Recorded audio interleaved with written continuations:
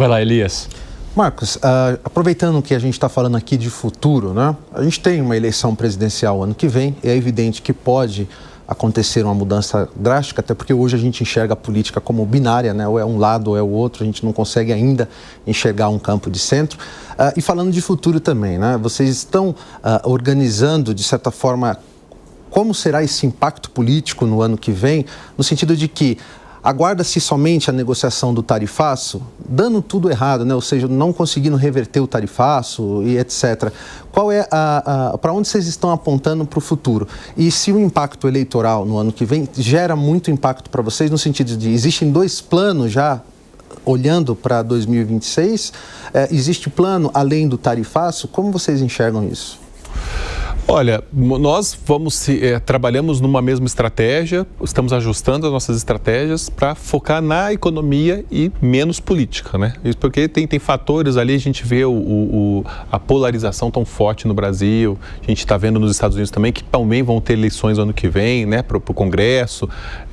Então a gente vê que a gente tem que ter uma pauta econômica e buscar dos candidatos um compromisso com essas pautas da infraestrutura, dos acordos comerciais, né, do apoio ao setor produtivo, na regulamentação da reforma tributária, que se objetive quem realmente gera empregos e gera os recursos tão importantes na exportação.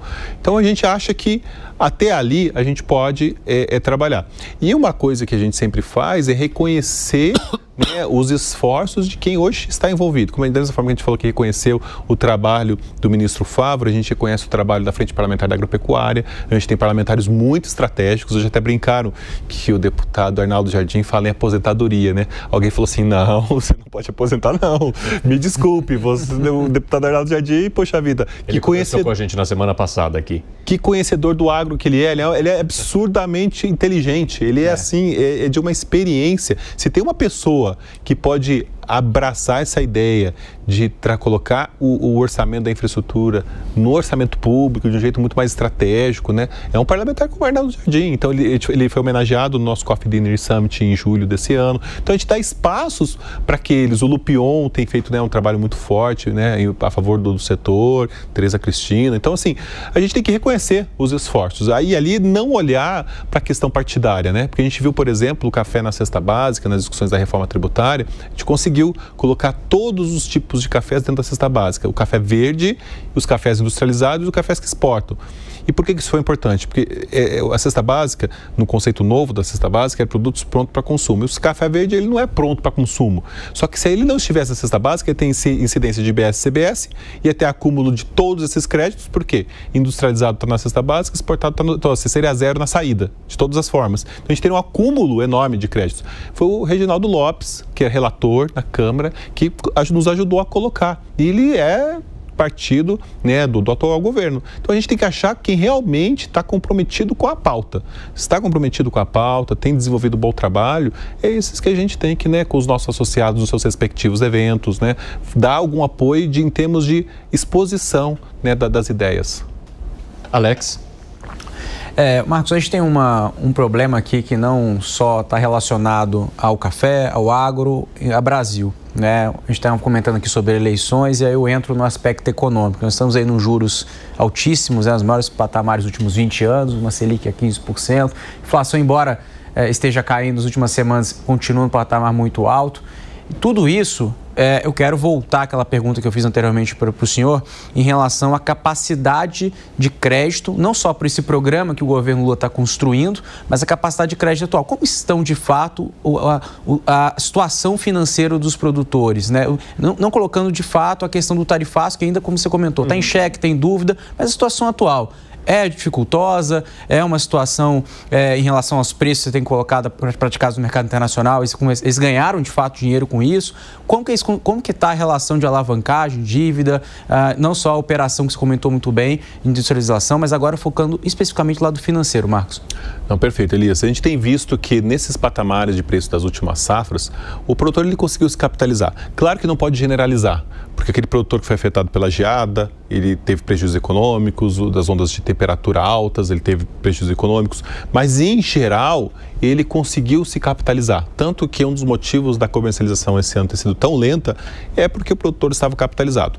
Ainda mais quando a gente olha os cafés Conilon e Robusta, que tem uma produtividade muito mais alta que do Arábica. É uma outra dinâmica, um custo mais baixo e uma produtividade mais alta. Então a gente viu isso. Eu até me recordo, tem uns 4 anos, foi feita uma audiência pública uma vez para saber a saúde dos cafeicultores, lá na Câmara Federal. E na ocasião o Banco Central tinha levantado uns números sobre o endividamento da cafeicultura e apresentaram o número de 1%. Mesmo que esse número tenha modificado para os produtores que foram afetados pelas anomalias climáticas, os patamares de preços são acima e bem acima daqueles praticados para se produzir o custo, para se produzir o café. Então o custo é bem mais baixo dos preços praticados.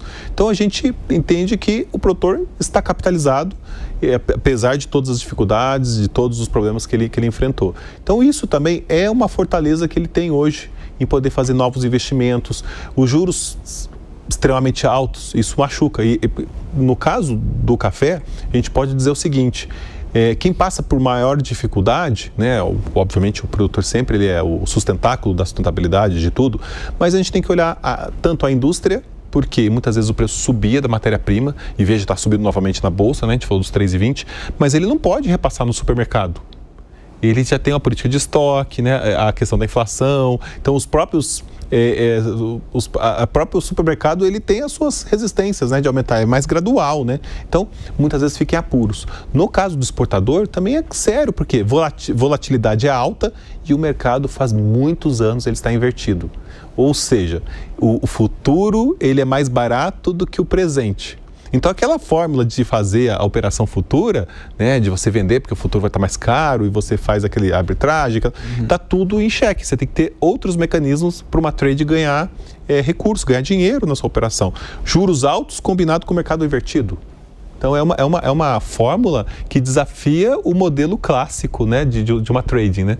Mas, obviamente, aí eu faço uma consideração que o setor evoluiu muito. Quando nós tivemos a geada em 2021, o setor ele tinha uma certa exposição em contratos futuros em aberto. Então, nós, como setor, nós criamos uma plataforma de gestão de risco dos contratos futuros lá em 2021, uma plataforma que tem até hoje. E os nossos membros, eles compartilham seus contratos numa plataforma segura, anti-hacker, né, com todos os sistemas, com um provedor de soluções, e esse sistema, ele te dá indicadores, porque no passado a gente não sabia quanto o produtor vendia, né? Era muito fácil comercializar, né, com e com as empresas todas. Hoje o mercado sabe, se o produtor produz 5 mil sacos, ele não pode vender 7 mil, né? Ele tem que estar dentro de uma lógica do que ele produz, então ele mede eficiência. E se o produtor deixou de entregar, o mercado também fica sabendo. Se ele deixou de entregar porque ele perdeu por uma questão climática, aí é outra história, força maior, né? Você faz um novo contrato, né? Isso aconteceu e muito na geada. Faz um novo contrato, não é culpa dele. Agora, se ele produziu só porque o preço caiu, ou o preço subiu, isso não é motivo de quebra de contrato, porque se você fez um contrato, a indústria está esperando.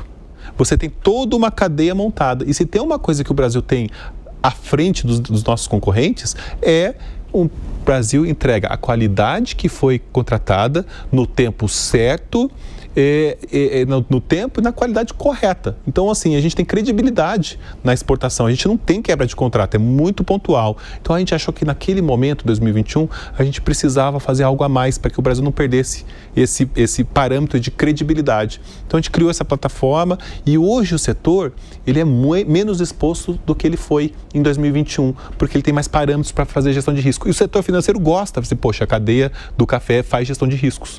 Então, ele até ouvimos falar de ACCs com juros mais baixos, porque essa cadeia faz gestão de risco. Então, no fim das contas, é muito bom para o produtor, porque se a estrutura financeira ela é mais barata, porque existem informações que ajudam na tomada de decisão, o produtor também pode ter uma condição melhor para negociar o seu café. Então, você veja, às vezes pode parecer que é algo que o produtor pode reclamar, né? Poxa, fazer uma plataforma para ficar mexendo com os indicadores, mas é bom.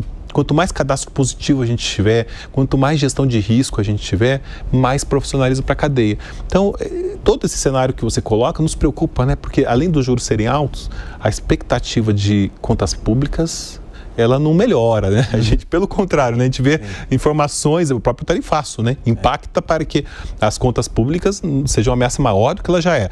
Por exemplo, a gente viu no mês passado, o investimento estrangeiro direto foi menos da metade do projetado. E quem fala em faz investimento estrangeiro direto são os Estados Unidos. são os mais importantes no investimento, nessa conta, né, de entrada de recursos para investimento. Então, assim, isso, se esse número que a gente viu se consolida e passa a ser a regra, né, com menor recurso entrando, a gente vai ter um problema fiscal antecipado. E se o problema fiscal se antecipa, os juros futuros também vão se antecipar, vão subir. Então, a gente tem muitas variáveis que pesa e que nos preocupa, sem dúvida nenhuma.